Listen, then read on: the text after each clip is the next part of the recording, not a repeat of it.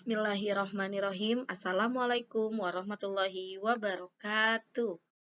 Halo anak-anak hebat, bertemu lagi ya bersama Ibu dalam pembelajaran tematik tema 5 subtema 2 muatan pelajaran ilmu pengetahuan sosial.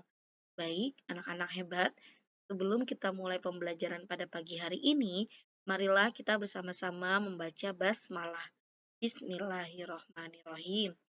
Anak-anak hebat, hari ini Bu Guru akan menjelaskan materi yaitu perjuangan pahlawan pada masa kerajaan Islam. Nah, pada pembelajaran sebelumnya kalian sudah mengenal kerajaan Hindu dan Buddha. Nah, sekarang kita masuk ke materi kerajaan Islam. Indonesia merupakan negara dengan mayoritas penduduknya beragama Islam.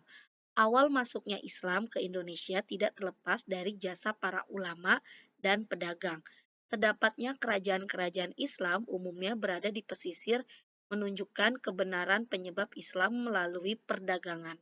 Adanya kerjasama dagang antara pedagang Islam dengan pedagang-pedagang di Indonesia semakin kuat pengaruh Islam di kalangan penduduk, mendorong tumbuhnya kerajaan-kerajaan Islam di Nusantara.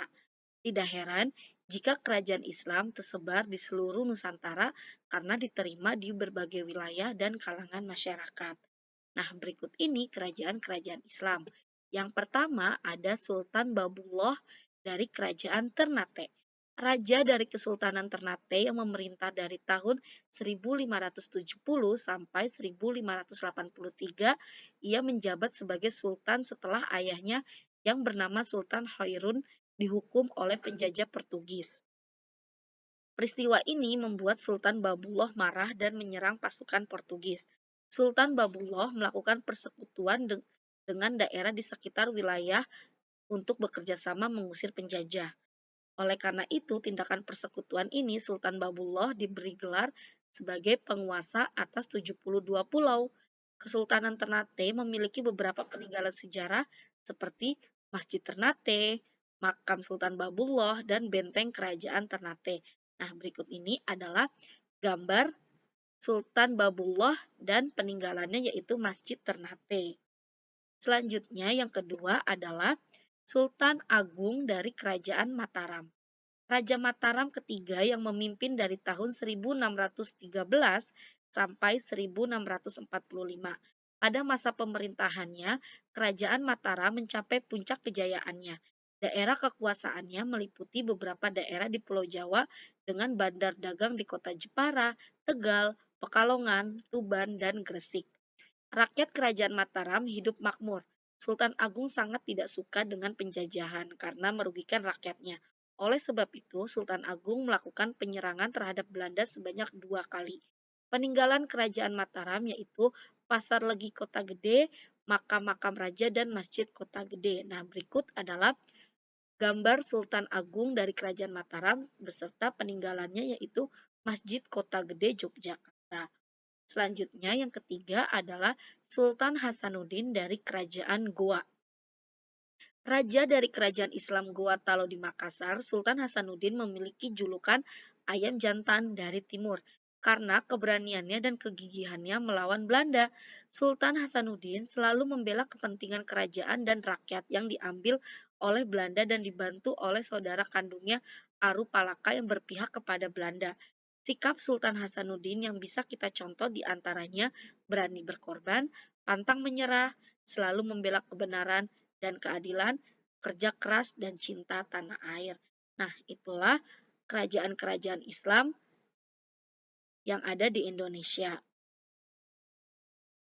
Tersebarnya kerajaan Islam di Nusantara menyebabkan banyak peninggalan kerajaan yang sampai sekarang masih bisa kita lihat dan kita rasakan. Peninggalan kerajaan Islam tersebut berpengaruh terhadap kehidupan masyarakat di wilayah tersebut. Nah, berikut ini peninggalan-peninggalan kerajaan Islam. Yang pertama ada bangunan atau arsitektur. Bangunan ini berupa masjid. Masjid biasanya terletak di pusat kerajaan. Beberapa masjid terletak berdampingan dengan alun-alun. Bentuk bangunan masjid juga berbeda-beda. Bentuk masjid pada kerajaan yang berada di wilayah Sumatera berbeda dengan masjid yang berada di Pulau Jawa. Nah, kalian perhatikan yang paling atas ada Masjid Baitur Rahman Aceh, yang terletak di wilayah Sumatera dan Masjid Agung yang terletak di wilayah Jawa. Peninggalan selanjutnya yaitu istana atau keraton. Istana merupakan simbol pemerintahan dan tempat sultan atau raja menjalankan pemerintahannya. Nah, berikut ini adalah istana dan keraton yang ada di Indonesia.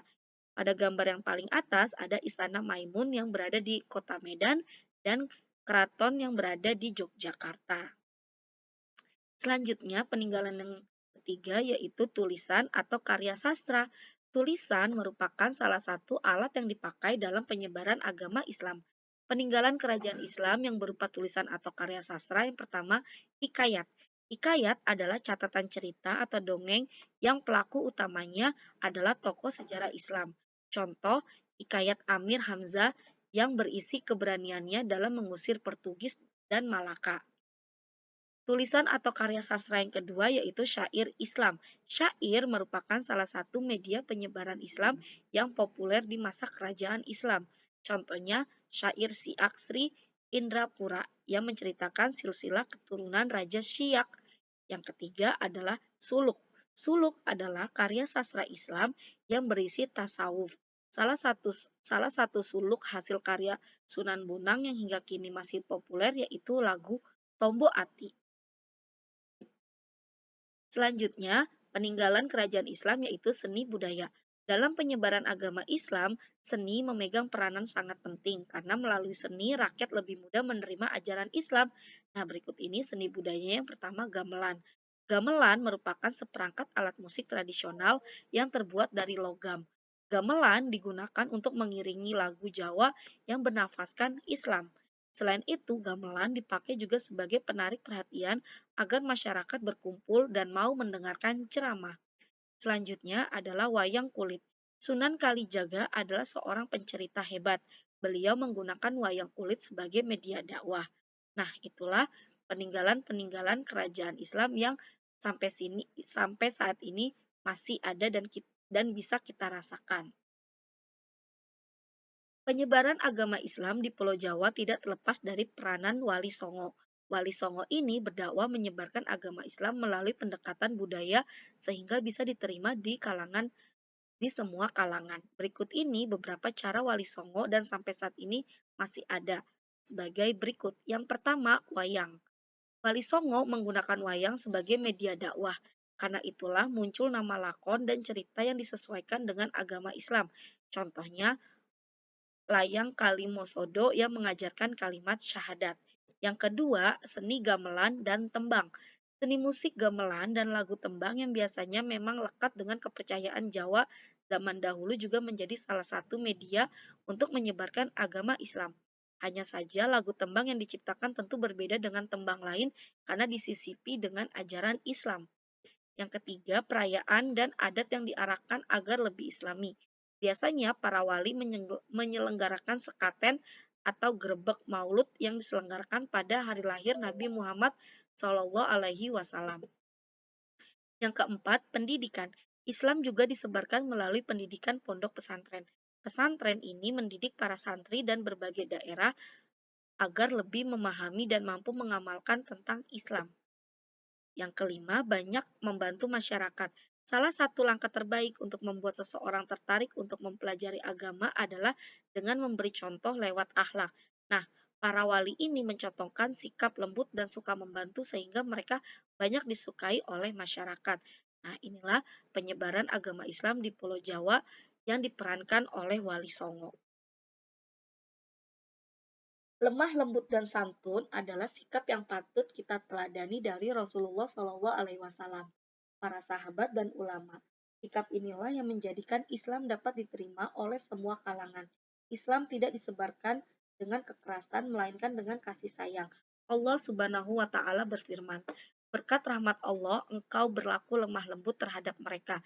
Sekiranya engkau bersikap keras lagi, berhati kasar, tentulah mereka menjauhkan diri dari sekelilingmu. Karena itu maafkanlah mereka, mohonkanlah ampunan bagi mereka, dan bermusyawarahlah dengan mereka dalam urusan itu. Kemudian apabila kamu telah membulatkan tekad, maka bertakwalah kepada Allah, sesungguhnya Allah menyukai orang-orang yang bertawakal kepadanya."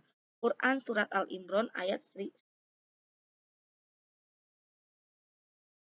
Alhamdulillah, terima kasih. Materi pembelajaran ilmu pengetahuan sosial tema 5 subtema 2 sudah selesai ya, Nak. Terima kasih kalian sudah menyimak video pembelajaran hari ini sampai dengan selesai. Bu Guru akhiri.